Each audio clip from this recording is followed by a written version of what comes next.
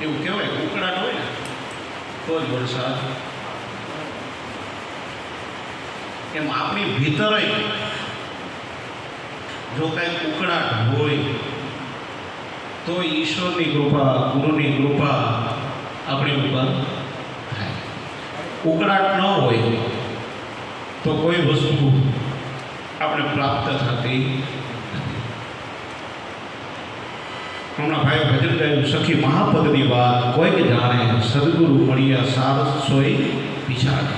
એમાં એક કડી આવી હેજી સખી હિચે હિંડોળાને ઘાટ શ્વાસ ઉશ્વાસે એના આંગળામાં કંઈક ઉઠી જાય લહેર કે જાય પિયાજીની પાસે.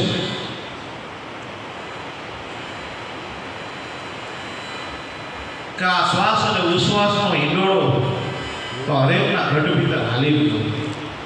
સખી હિચે હિંડોળા ઘાટ શ્વાસ ઉશ્વાસ પણ કંઈક અંગડામાં ઉઠે એવી લહેર કે જાય પિયાજીની પાસે.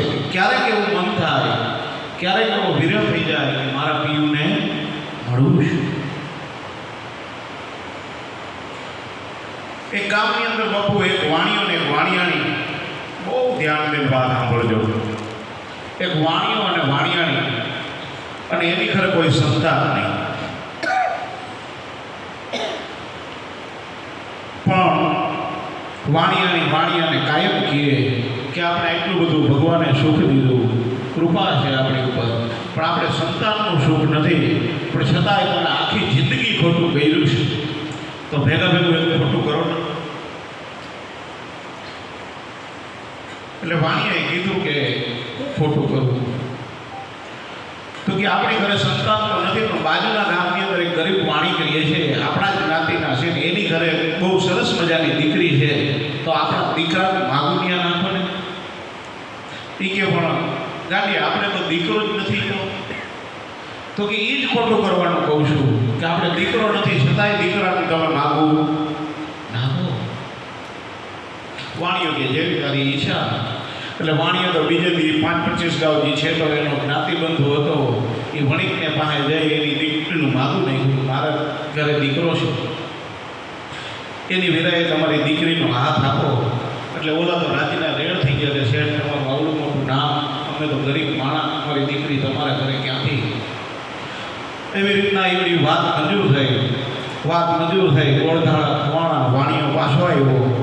થોડાક દી થયા એટલે વાણિયાણીએ પાછું કીધું કે જાવ ને થોડાક દી એ આપણી ભગવાન એ દીકરીને તમે ઘરે તેડી આવો ને. કે તેડી આવી તો ખરા, પણ એ કે આપણે કહીએ આપણો દીકરો તો અહીંયા છે નહીં, આપણે તો નહીં સંતાન છે, કે એ કાંઈક પાછું ખોટું બોલશે. એટલે એ વાણીઓ જાય પાછી દીકરી બાઈને ઘરે તેડી આવ્યો. એટલે દીકરી ગરીબ ઘરની દીકરી, પણ એવી સુશીલ, એવી જ્ઞાની, કોઈ સંત સદગુરુને મળેલી. વાણિયાની ઘરે આવી, વાણિયાના ઘરની કામકાજની તમામ જવાબદારી દીકરીએ ઉપાડી લીધી. આખો દિવસ કામ કરે, સાંજે નવરી થાય એની હાહુ ખાટલે બોયડા હોય ત્યાં પગ દબાવે. પગ દબાવતા દીકરી વાત કરે કે હે ભાઈ અમારા એ કે તમારા દીકરા કેવા છે. એટલે વાણિયાણી કાશી ખોટું બોલે કે જો બેટા મારો દીકરો તો એવો રૂડો છે, રૂપાળો છે, 5 હાથ પૂરો છે. હે ભાઈ ક્યાં છે? કે જો દીકરા આપણી આ 3 માળની હવેલી છે, આ 3 માળની અંદર આ મધમાળની અંદર મારો દીકરો તપ કરે. કેમ? હા એટલે દીકરીનું ધ્યાન ક્યાં ગયું? મધમાળમાં. હવે એ દીકરી એની સુરતાથી એના ધણીને એ સેવા કરે કે હવે એ મધમાળમાં શું કરે? તપ કરતા કરતા એ શું કરે? તો એ કે ક્યારેક હાલતો હોય, ચાલતો હોય, આટા ફેરા કરે, અને મધમાળની અંદર એક હિંડોળો છે, એ હિંડોળા ઉપર ઈવડો એ બેઠો હોય. અને આ દીકરી હુવા જાય, પોતે હુવે એની સુરતા એના ધણીની અંદર, અને પોતે સુરતાથી જ્યાં ધ્યાન ધરે ને કે મધમાળની અંદર હિંડોળાનો કીચુડ એનો એવો આજે આવતો હોય, અને સુરતાથી એના ધણીને સેવા કરે. એમાં એક દિવસ આવો અષાઢી મહિનો, વરસાદનું વાતાવરણ, હૃદયની અંદર દીકરી બાઈને ફૂલ વિરહ, એના આંગણાની અંદર લેર મીઠી, મારે મારા પિયાજીને મળવું છે. અને એની ખાબુએ જેવો ચિત્ર હતો, જેવો કીધો હતો, એવા સ્વરૂપનું ધ્યાન એના હૃદયની અંદર અંકિત થયું કે સખી ઈચે ઈડોળા ઘાટ શ્વાસે એના આંગણામાં ઉઠી જાય લહેર કે જાય પિયાજીની પાસે, કે એ દીકરી એનું ધ્યાન ધરતા અષાઢની મેઘલી રાતનો પહોર ભાંગેલો, અને દીકરીના ધ્યાનમાં એવો આવ્યો એ કે પોતે દોટ દઈ, કારણ કે વિરહ ફાઈટો પોતાના હૃદયનો, દોટ દઈ ત્યાં મધ માળે લઈને ત્યાં તો એ બે દરવાજા કીચુડ કરતા ખુલી ગયા, અને પોતે જેવો ધાર્યો હતો ને પ્રભુ એવો ધણી ઈડોળા ઉપર બેઠો. એ જ સખી તે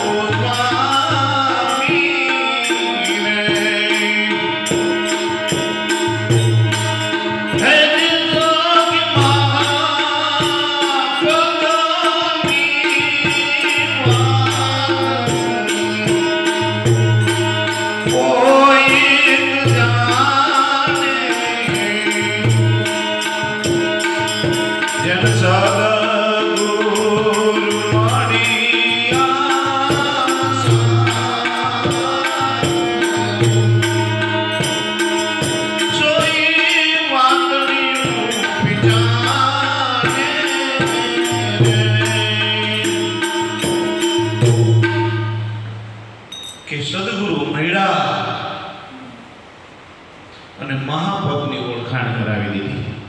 આ જગતની અંદર પદોનો તો કોઈ પાર નથી, પણ ગુરુએ આપણને જે પદ ઉપર બેહાડ્યા છે એ પદનો આ મહિમા છે.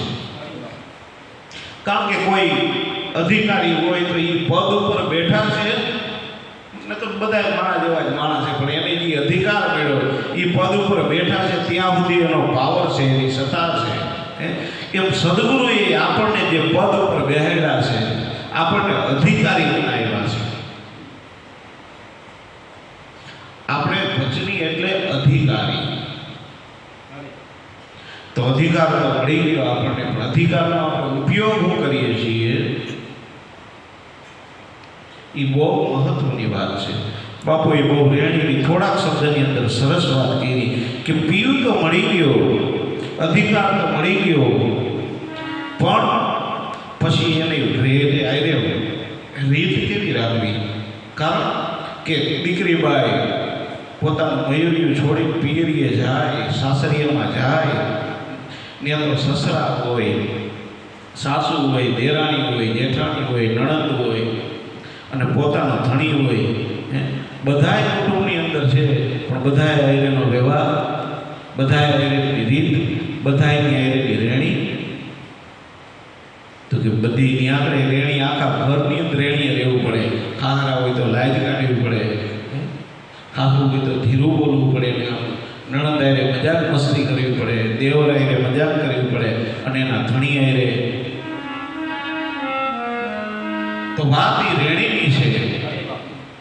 આ તો કેણી તો મિશ્રી ખાંડ હે, રેણી દાતા લો, પણ કેણી વધે અને રેણી મારી એવા બિરલા ઓ. તો સદગુરુએ આપણી સુરતાને, આપણી વ્રતિને જે બહેર બહેર ભટકતી હતી એને સુરતા કરી, સોહાગણ કરી. હવે એ સુરતાને કેવી રેણીમાં રહેવું, એ સુરતાને હવે કેવી રેણીમાં રહેવું કે સખી હવે કીધા જેવો નહીં કાંઈ અમારો એ સ્વામી. કોઈક આપણા ઘરવાળાને પૂછે તમારા ઘરના કેવા, તો કે અમારા એ ઉઠાય છે, એ નામે મોઢે લે. આ તો હવે બધું મનસુખ ને આ તે બધું એ, પણ પહેલાં તો મોઢે ઘરવાળાનું નામે લેતા. તો આવા પદની ઓળખાણ, કે આવા પદ ઉપર ગુરુએ બેહાડ્યા, સોહાગણ કરી દીધા. અને સોહાગણ હોય તો એની નિશાની તો હોય ને. કુંવારી દીકરીને જોઈએ કે ખબર પડી જાય, અને પરણેલી બાઈ સ્ત્રીને જોઈએ કે પણ ખબર પડી જાય. શું કામ કે બેના હાવભાવમાં ફરક હોય, બેના પહેરવેશમાં ફરક હોય. ઓની માથે જેને ધણી ધાર્યો હોય એની માથે શેઠીની અંદર સિંદૂર હોય, કેટલો બધો ફરક પડી જાય. એમ જેની સુરતા શબ્દની આયે મળી ગઈ. અને સવારામ બાપુ લખે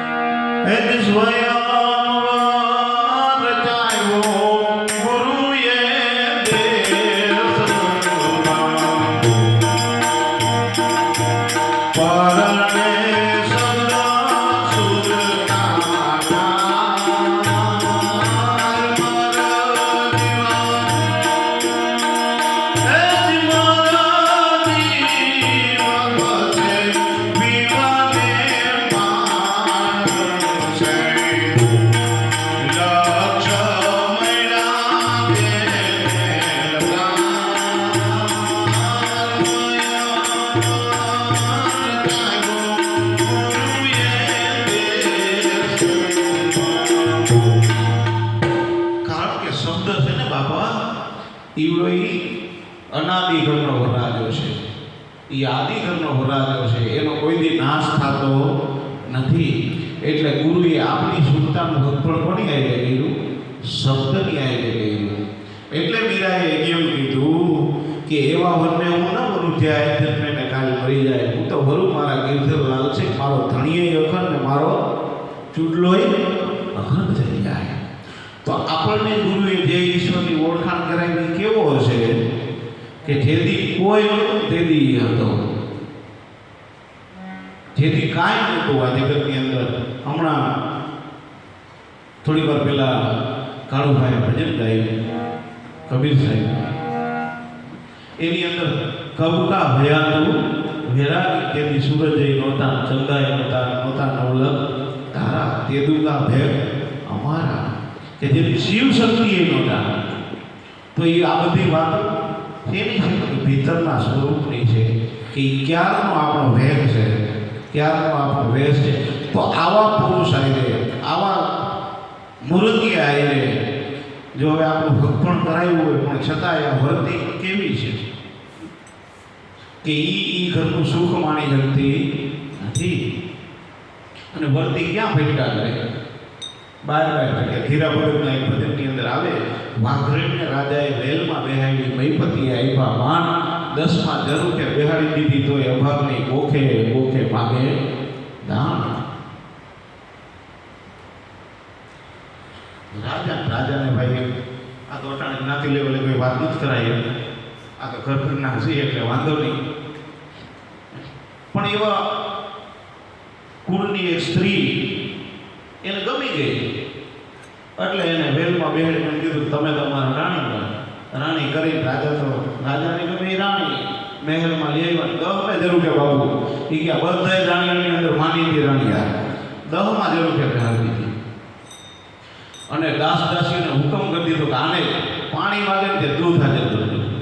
કોઈ આને આમ કમી ન રહેવો જોઈએ. તમારે નાવાના અત્તર આવું આ તે બધું એને જાહો જલાલી હતી. કોઈ આ બાપુ દુબળી જોઈ. મહારાજા વિચારમાં પડી ગયા કે આ દુબળી કેમ પડતી જાય. એટલે કીએ કે રાણી સાહેબ તમને કાંઈ તકલીફ છે કે ના અહીંયા તો બધું સારું પડે. સાંદેડો નહીં દેખાતા. સાંદેડો દેખાય તો અંદર આવે. અરે એ કે સાંદેડો દેખાય તો રાજાએ તો જરૂર કો મુખ બનાવી દીધો. ફર્સ્ટ ક્લાસ જો હવે તમારા અહીંથી સાંદેડાનો સીધો પ્રકાશ આવશે તો એ કઈ જાજો ફરક પડ્યો નહીં. પછી રાજાએ વિચાર કર્યો ખારું આમ કેમ. જ્યાં રાજા જોવા ગયો ને ત્યાં માત્ર વૃત્તિ ને બધે જેટલું ખાવા પીવાનું દાસ દાસે દઈ જાય બધી કઈ તકલીફ પડી ગઈ. તમે વહી જાઓ હવે મારો પ્રોગ્રામ ચાલુ થાય. એટલે ગોખલે ગોખલે બાબુ રોટલો મૂક્યા આવે શાક મૂક્યા આવે ને આ બધું આમ મૂક્યા આવે પછી બાકે એ ભાઈ કાંઈ હોય તો દે. પછી ઉખરાવી ઉખરાવી થાય. બધે મૂક્યા ને પછી બાય હોય તો કાંઈ દે પછી ઉખરાવી ઉખરાવીને. પણ એને ખબર નથી કે હું રાજની રાણી છું.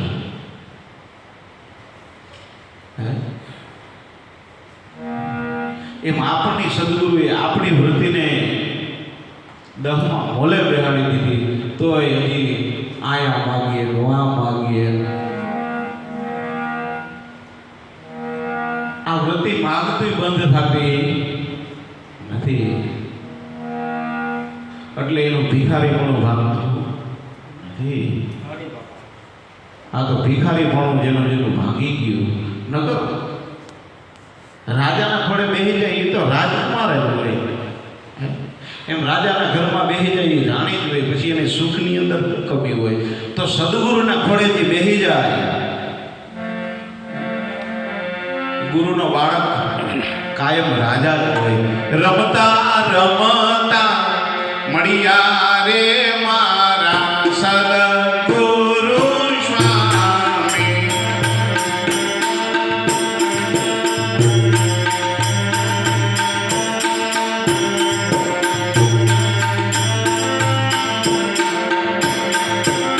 નથી મેં તો જપ કર્યા નથી મેં તો જપ કર્યા. નથી મેં તો જપ કર્યા નથી મેં તો જપ કર્યા.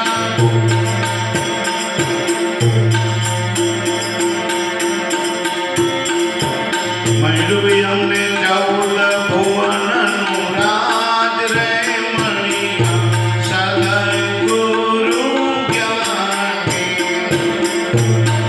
રમતા રમતા મળ્યા રે મારા સદગુરુ જ્ઞાની.